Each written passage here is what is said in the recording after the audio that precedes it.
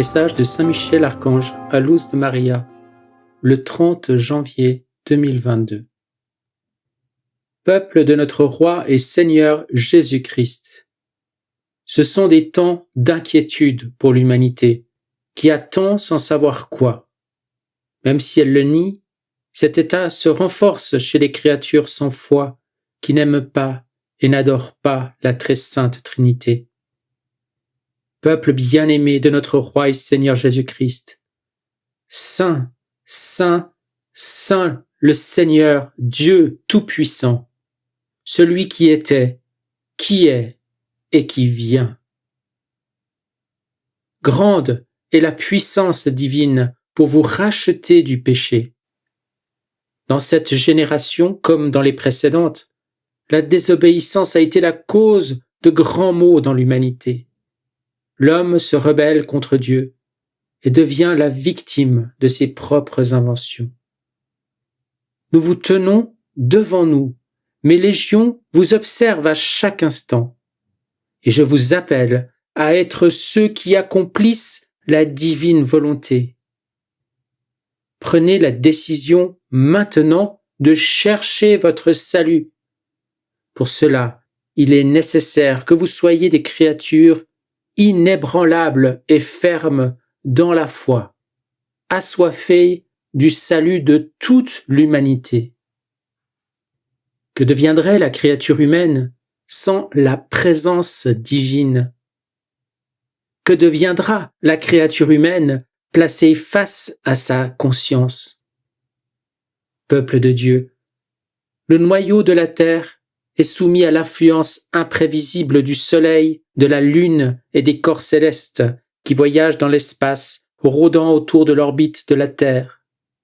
Les éléments de la Terre s'en trouvent affectés et la créature humaine souffre de ce qu'elle n'a jamais souffert auparavant. En ce moment, vous devriez vous méfier de la mer et être vigilant pour ne pas prendre de risques.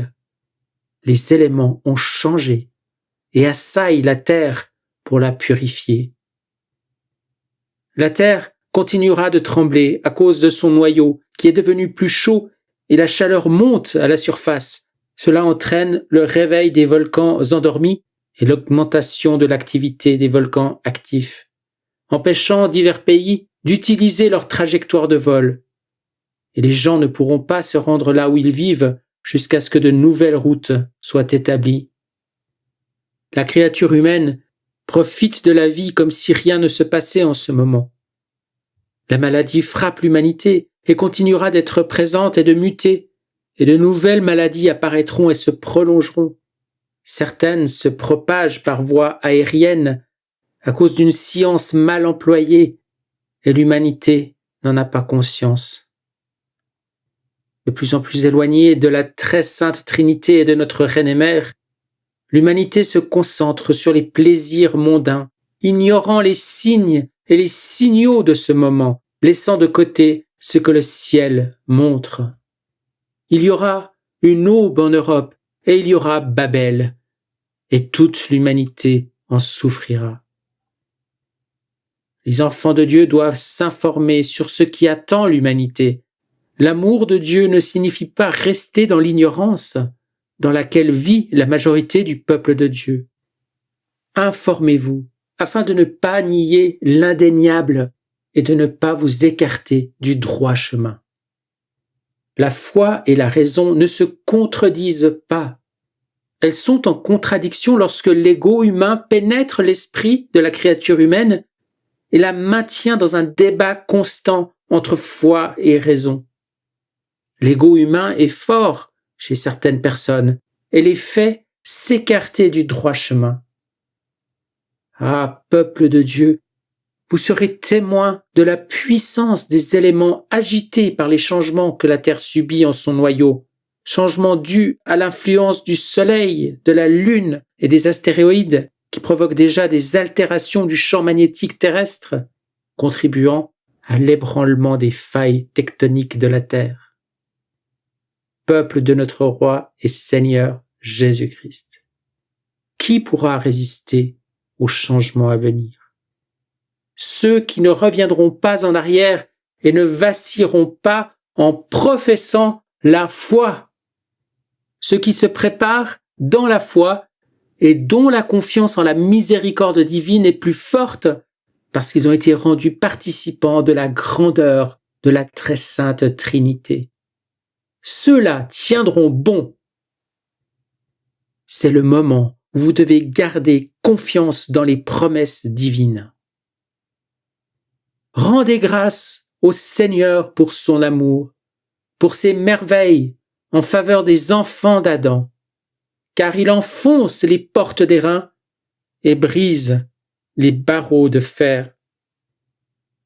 N'ayez pas peur. Vous êtes les enfants du Très-Haut. Ne craignez rien et gardez la foi. Priez pour toute l'humanité. Priez. Avec mon épée dressée vers les hauteurs, je vous protège. Saint Michel, archange. Je vous salue Marie très pure, conçue sans péché. Je vous salue Marie très pure, conçue sans péché. Je vous salue Marie très pure, conçue sans péché. Commentaire de Luz de Maria. Frères, pour mieux comprendre le mot Babel dans le message de Saint Michel Archange, je vous rapporte ce qu'il m'a expliqué. Le mot Babel vient du verbe balbal qui signifie confondre. Dans le cas présent, l'homme ne construit pas une tour pour atteindre Dieu. Au contraire, l'homme ne veut pas de Dieu sur terre. Et dans la grande confusion où il se trouve, il remet ce qui appartient à Dieu entre les mains d'une élite pour vivre sous ses règles dans tous les domaines. Tant dans le récit biblique que dans la référence faite par Saint Michel Archange, l'orgueil, la désobéissance et l'arrogance de l'homme sont présents. À cause de ces fautes, une grande confusion est tombée sur la tour de Babel, car on ne pouvait plus se comprendre, même entre les membres d'une même famille.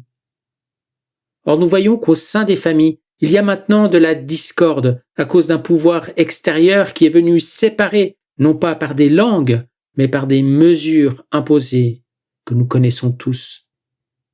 C'est le moment où dans les familles les uns dénonceront les autres et où dans la société ce sera le chaos parce que l'humanité se trouvera désorientée par les événements qui se produiront sur la terre et parce que la majorité de l'humanité se mettra au service de l'Antéchrist. Il peut y avoir d'autres références ou significations concernant le mot Babel, mais dans ce commentaire, la définition appropriée est celle discutée ici.